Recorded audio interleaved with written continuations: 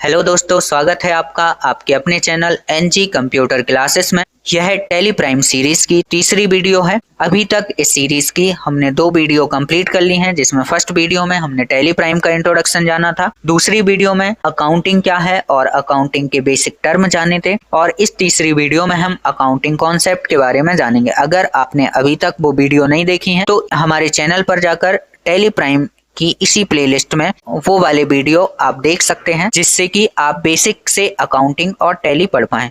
तो चलिए स्टार्ट करते हैं इस वीडियो को। Accounting concept. तो अकाउंटिंग कॉन्सेप्ट क्या होते हैं? अकाउंटिंग कॉन्सेप्ट मतलब अकाउंटिंग के कुछ नियम, प्रिंसिपल्स। जैसे कि पहले अकाउंटिंग जो है वो सब अपने अपने तरीके से करते थे, जिसमें समानता या एक रूपता नहीं आती थी। तो अकाउंटिंग में एक रूपता लाने के लिए कुछ विशेष नियम बनाए गए, और इन्हीं नियम को हम अकाउंटिंग प्रिंसिपल या अकाउंटिंग कॉन्सेप्ट कहते हैं। अकाउंटिंग के जो कॉन्सेप्ट हैं वो लगभग 12 से 13 हैं, लेकिन इसमें मैं आपको 5 से 6 ही जो इम्पोर्टेंट हैं और जो टैली प्राइम में आपको यूज होंगे वह कॉन्सेप्ट ही केवल मैं अभी आपको बताऊंगा। तो इसमें first business entity concept. Business entity concept क्या होता है? इस कॉन्सेप्ट के अकॉर्डिंग बिजनेस और बिजनेस का ओनर अलग अलग पर्सन माने जाएंगे। इसको हिंदी में हम बोलते हैं अलग व्यवसाय की अवधारणा। यह कॉन्सेप्ट कहता है कि व्यापार और व्यापारी दोनों अलग अलग व्यक्ति होंगे, अलग व्यवसाय का अस्तित्व होगा। ये कॉन्सेप्ट कहता है कि जिस दिन व्यापारी ने व्यापार को स्टार्ट कर दिया,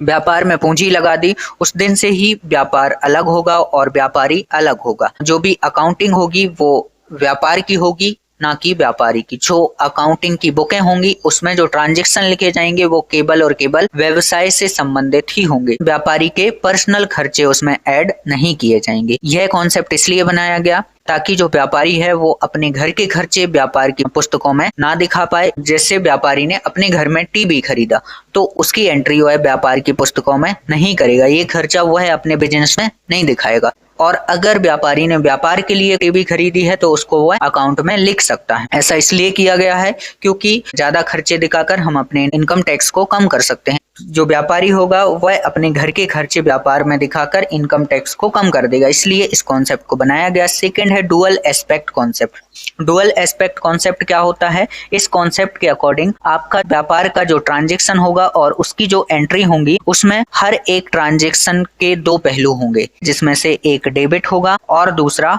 क्रेडिट होगा। कि अगर हमारे पास पैसा आया तो कहां से आया, अगर हमने किसी को पैसा दिया तो क्यों दिया, रीजन भी हमको बताना होगा। तो एक पक्ष डेबिट होगा तो दूसरा पक्ष क्रेडिट हमको दिखाना पड़ेगा। ये होता है डुअल एस्पेक्ट कॉन्सेप्ट। हर ट्रांजैक्शन के 2 पहलू होंगे, एक डेबिट तो दूसरा क्रेडिट।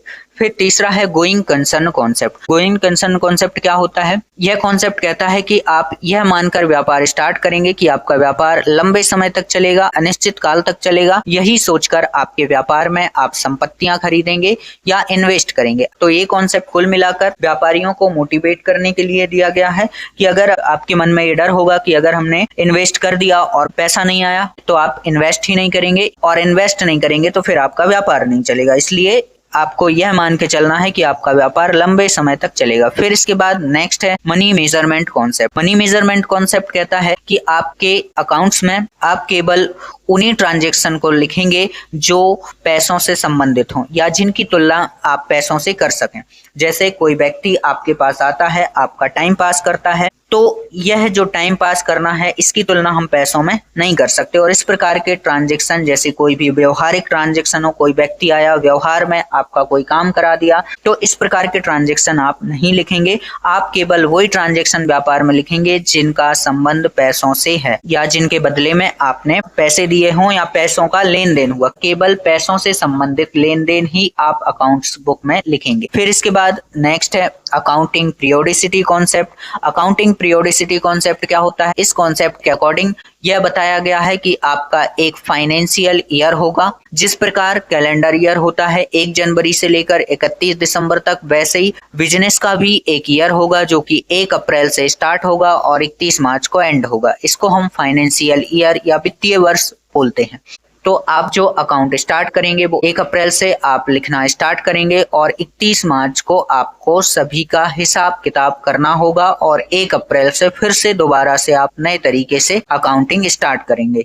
तो ये अकाउंटिंग पीरियोडिसिटी कॉन्सेप्ट होता है। नेक्स्ट कॉन्सेप्ट है कॉस्ट कॉन्सेप्ट। कॉस्ट कॉन्सेप्ट क्या है? यह कॉन्सेप्ट कहता है कि व्यापार की बुक में आप फर्नीचर, मशीनरी इनको लागत मूल्य पर ही दिखाएंगे, ना कि बाजार मूल्य पर। अब लागत मूल्य और बाजार मूल्य क्या होता है? आज हमने जैसे कोई जेसीबी खरीदी 50 लाख रुपए की, फिर जैसे कल के दिन उसका रेट बढ़कर 55 लाख रुपए हो गया, तो जो 50 लाख रुपए है जितने में हमने खरीदी थी वो हमारा लागत मूल्य होगा, और बाजार में वर्तमान में जो इसकी अभी प्राइस है वो बाजार मूल्य कहलाएगा। तो हमको अपनी जो भी मशीनरी है उसको हमेशा लागत मूल्य पर ही दिखाना है, ना कि बाजार मूल्य पर। जितने में हमने उसको खरीदा था हमको अकाउंट्स बुक में केवल वही मूल्य पर दिखानी है। तो यह अकाउंटिंग के बेसिक कॉन्सेप्ट हैं जो कि अकाउंटिंग में एक रूपता लाते हैं और आपको अकाउंटिंग करने में यूजफुल होंगे। तो आप याद रखेंगे बिजनेस एंटिटी कॉन्सेप्ट, इसको हम हिंदी में बोलेंगे अलग व्यवसाय की अवधारणा, डुअल एस्पेक्ट कॉन्सेप्ट, द्विपक्ष की अवधारणा, गोइंग कंसर्न कॉन्सेप्ट, चालू व्यवसाय की अवधारणा, और मनी मेजरमेंट कॉन्सेप्ट, मुद्रा मापन की अवधारणा, अकाउंटिंग पीरियोडिसिटी कॉन्सेप्ट, इसको हम हिंदी में बोलेंगे अकाउंटिंग अवधि की अवधारणा, और कॉस्ट कॉन्सेप्ट लागत अवधारणा। तो हमने इस वीडियो में